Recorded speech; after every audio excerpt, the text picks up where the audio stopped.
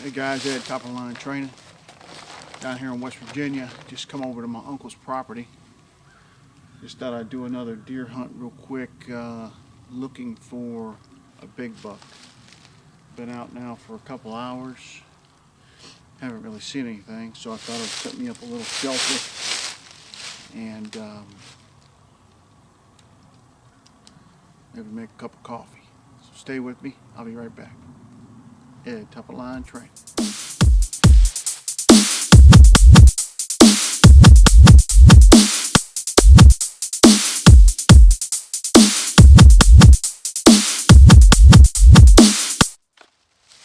Alright guys, they're back with the top of the line training. Just doing some tent stakes here. I forgot to bring mine, so I gotta make a few.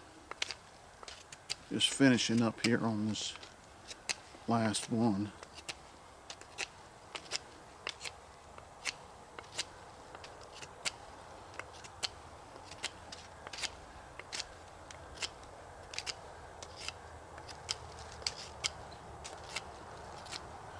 So you just sharpen the tip, make a tip, sharpen it to make a tip, and put a 7-notch in here, something that your line can wrap around, nail it in the ground. Alright guys, stay with me, I'll be back. Ed, top of the line training. Down here in West Virginia, on my uncle's property. I think he's got about 60, 70 acres here. I've hunted here since I've been probably 13, 14 years old. He passed away a couple years ago. My aunt, she's still down at the house there. They've always let me hunt here. Nice piece of land. It's posted all around. When I was a kid, you could hunt just about any place, you know. I mean, there was posted land, but you know, it wasn't a common thing. Nowadays, you got people just posting their land and don't let anybody on it. And I understand some, you know, some people act like the deer, white-tailed deer is like a delicacy or something. And yeah, it's good eating and it's good to have, and everybody wants to get the big buck and the big trophy. I get it.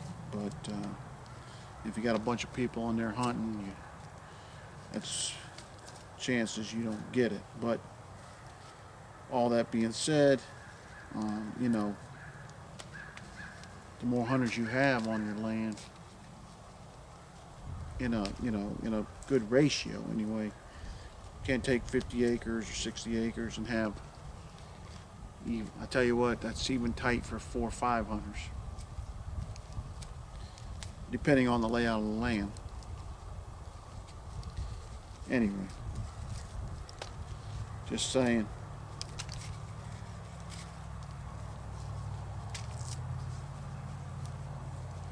Could allow a little bit more open land. Here's a little bit of this tulip poplar. Let me see what I can do with this. Put this in here. Getting this outer bark off of it. Surrounded by tulip poplars here. About 15, 20 of them all around. Got a lot of pines here.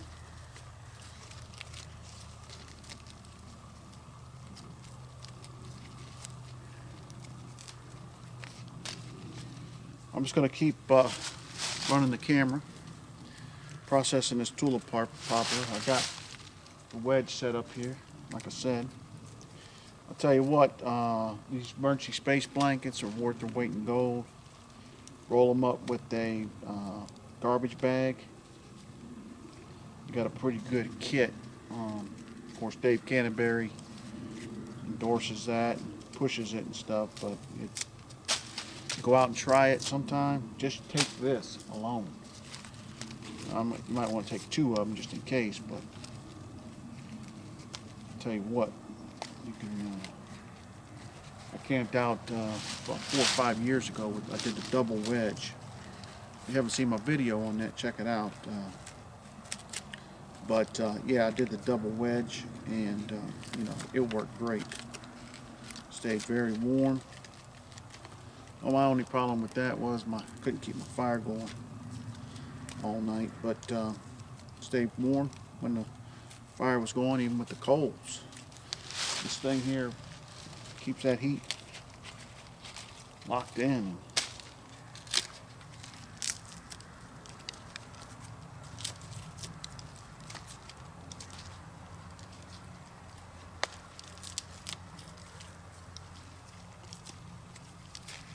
Works well.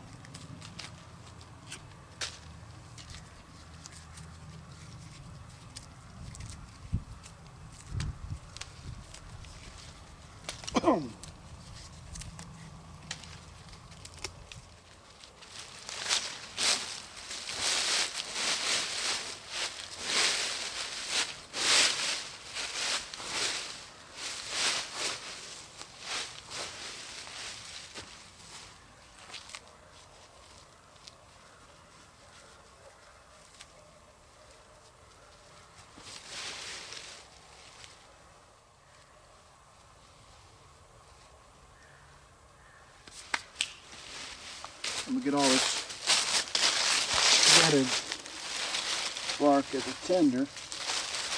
Pretty dry.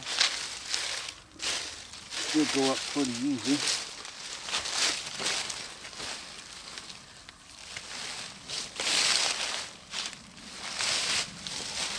There's a little bit of wood here. Well, I was out looking for, back up the camera up a little bit. Well, I was out looking for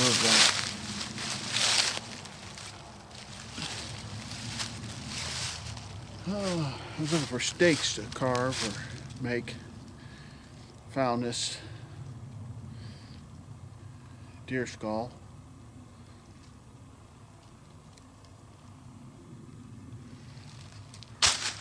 Probably got shot with a bow, I'm guessing.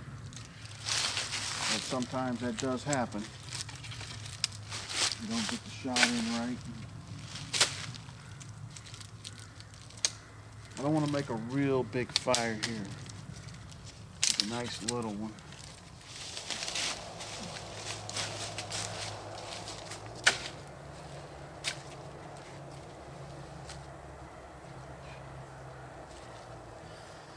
Got some more tulip poplar bark. I'm going to give you a zoom in on that here in a minute. What I got laid.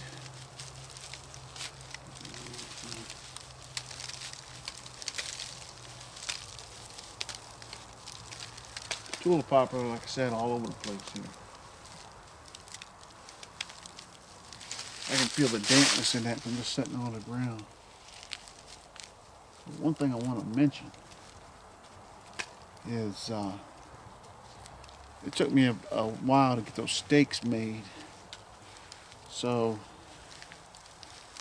carry your steaks, at least 4 steaks I would say, just in case one breaks or something, you got another one. But the point is, carry the steaks, they're ready to go, you got them done. They don't weigh anything. All right, let me get this fired up here. But let me adjust that camera. Take this out here. All right.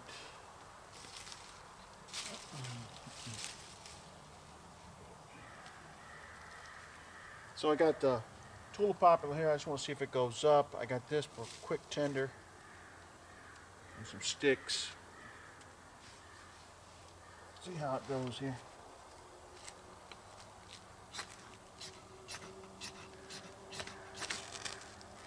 There it goes.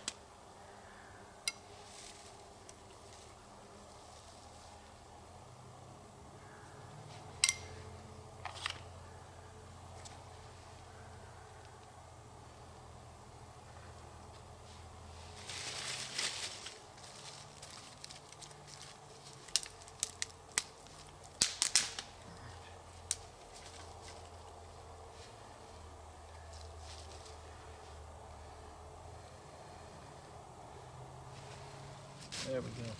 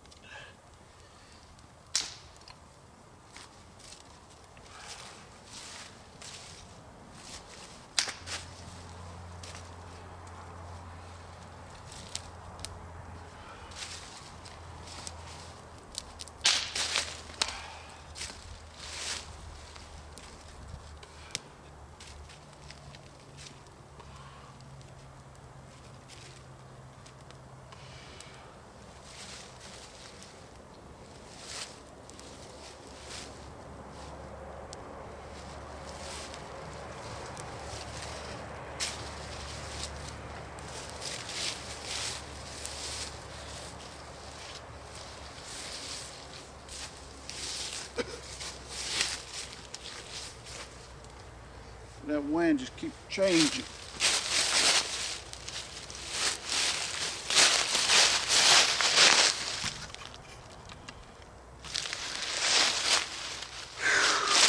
Yeah.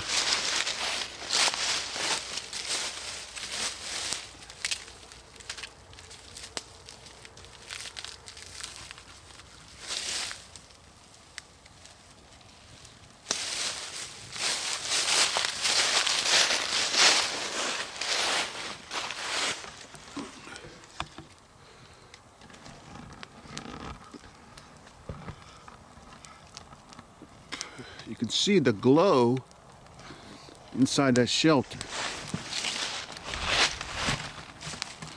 Pretty cool. I'm gonna go up there and get in there and see how warm it is.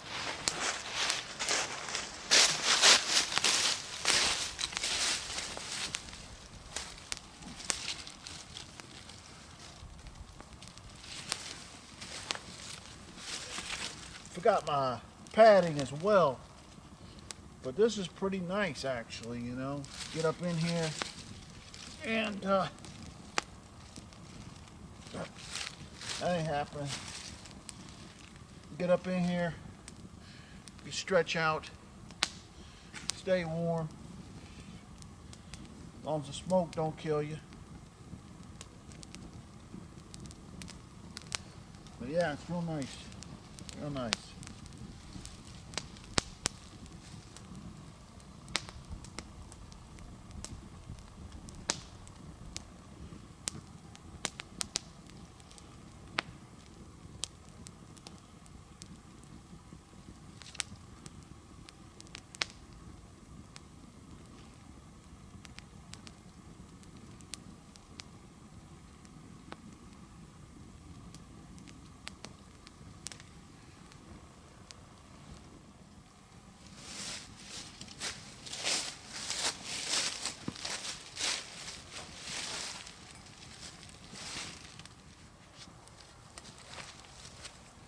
Pathfinder stove.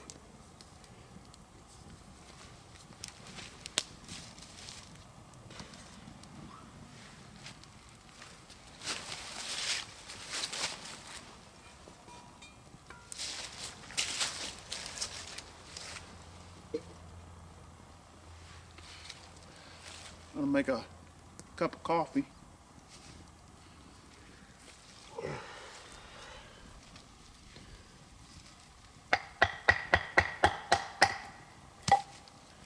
Pathfinder PLSK1. Great knife. I love this knife. I used it all year last year on the trap line. Have not done a review on it. Of course, there's a lot done on it already. Really a nice knife.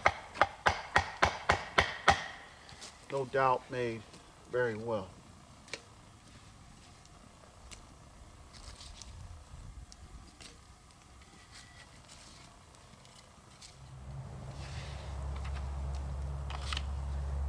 Got a nice piece of tulip poplar here. Do a little bit of carving.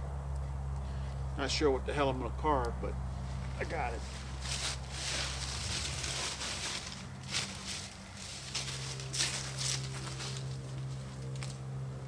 Ooh.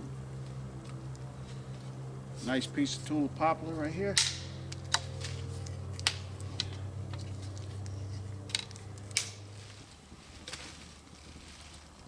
Definitely.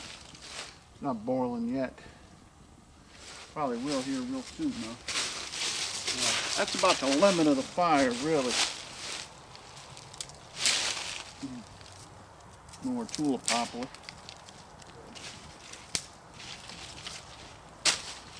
Get that down there.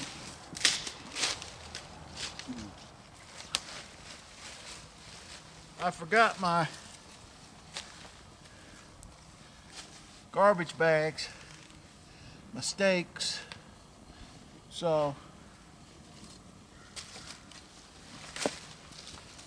using my vest here to sit on. But this right here, no doubt, 2-3 days. Also not a violent windstorm and blowing rain, I think you'll be fine. I better get up and check that.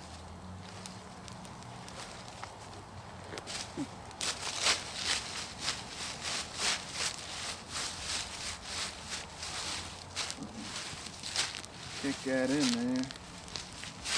Back those off. That's the last thing I want to do is catch my aunt's property on fire. All right. Well.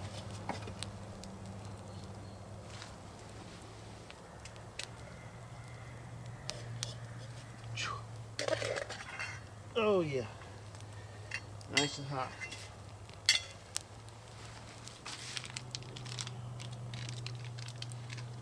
Thing about these coffees here, you can roll that up, stir around.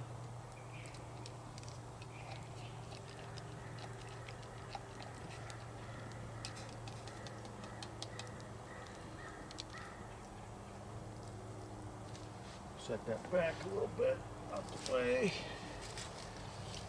So, what I'm going to do here,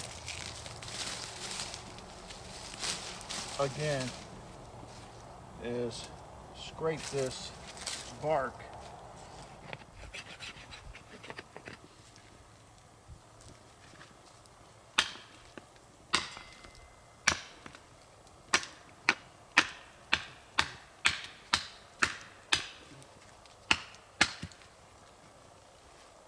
Why did you do that, Ed? For the hell of it.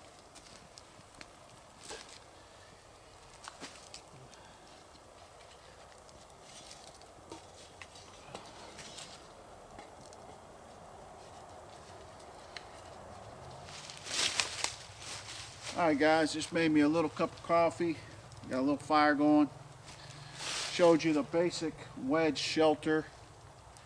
It's on YouTube. Over and over again, but this is me doing it with the emergency space blanket. Like I said, I forgot my garbage bags and my stakes, but still worked out. If this is all you had, no doubt I could sleep with a little fire. No doubt I could sleep up. Get out of this damn smoke. Hammer.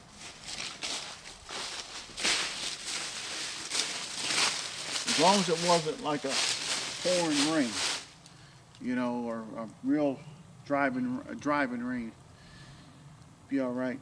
Not a real bad windstorm. In that case, real windy, you change your configuration. But as well, just make sure your stakes are in nice and tight. Other than that, though, you'll be all right.